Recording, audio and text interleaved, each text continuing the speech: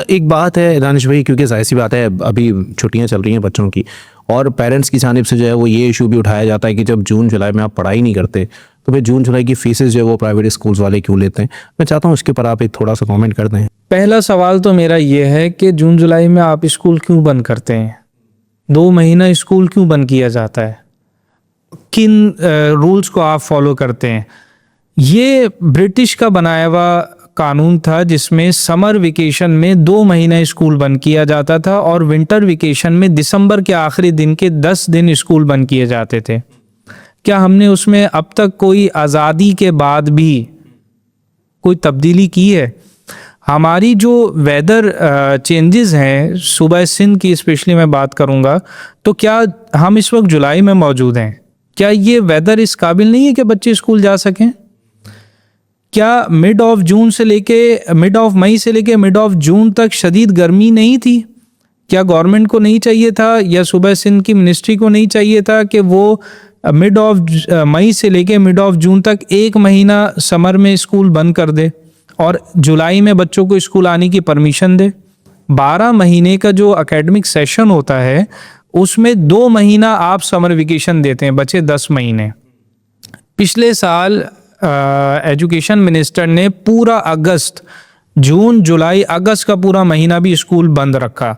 3 महीना वो स्कूल बंद था। उसके बाद जो आपकी गैजेटेड हॉलीडेज होती हैं वो अलग होती हैं, यानी मैक्सिमम एक बच्चे को 12 महीने में से कोई 7 महीना मिलता है अपने एकेडमिक्स को पूरा करने के लिए। तो ये तो सारी खराबी गवर्नमेंट की तरफ से पैदा की गई हैं। हम तो तैयार हैं, आप समर वेकेशन को कम कर दीजिए, कोई ज़रूरत नहीं है 2 महीने की छुट्टियां देने की। हाँ, अब बात यहाँ पे ये आती है कि अगर वेकेशन 1 महीने की भी हो तो स्कूल उसकी फ़ीस क्यों चार्ज कर रहा है? स्कूल इसलिए फ़ीस चार्ज कर रहा है कि मोस्टली स्कूल जो हैं वो रेंटेड बिल्डिंग्स पे होते हैं, यानी उनके अपने एक्सपेंडिचर्स हैं, टीचर सैलरीज़ हैं, यूटिलिटीज़ के बिल हैं। तो स्कूल होल एंड सोल जो है वो फ़ी के ऊपर ही वेरी कर रहा होता है, डिपेंड कर रहा होता है। तो उसके अलावा उसके पास कोई ऑप्शन नहीं है। यानी किसी भी तरीके से गवर्नमेंट अगर हमें सहूलत फराहम करे कि हम आपको सहूलत फराहम करते हैं, क्योंकि इस वक्त अगर बजट के हिसाब से देखा जाए तो फ़ी स्टूडेंट के ऊपर गवर्नमेंट जो है वो माहाना तकरीबन 12,000 रुपये खर्च कर रही है सूबा सिंध के अंदर।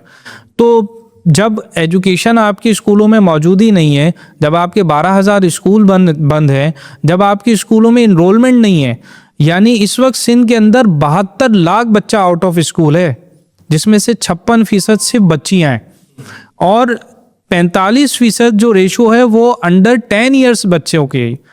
और आपकी जो प्राइमरी एजुकेशन है उसके बाद मिडिल क्लास तक जाने में, मिडिल स्कूल तक जाने में आपके 70% बच्चे स्कूल ड्रॉप आउट हो जाते हैं। तो फिर ऐसे बजट का क्या फ़ायदा जहाँ पे आप तालिब इल्म को बराह रास्त कोई सहूलत नहीं फराहम कर रहे? आप प्राइवेट स्कूलों को उससे सब्सिडी क्यों नहीं प्रोवाइड करते? आप आगे बढ़ें, आप वेकेशन फ़ी में हमें सब्सिडी प्रोवाइड करें, आप हमारी यूटिलिटीज़ में करें, आप हमारे एक्सपेंसेस में करें, टीचर सैलरीज में करें। तो फिर क्यों नहीं एजुकेशन में प्राइवेट सेक्टर जो है वो आगे बढ़कर अपनी खिदमत अंजाम देगा? पेरेंट्स को भी सहूलत जो है वो मैसर होगी। अच्छा,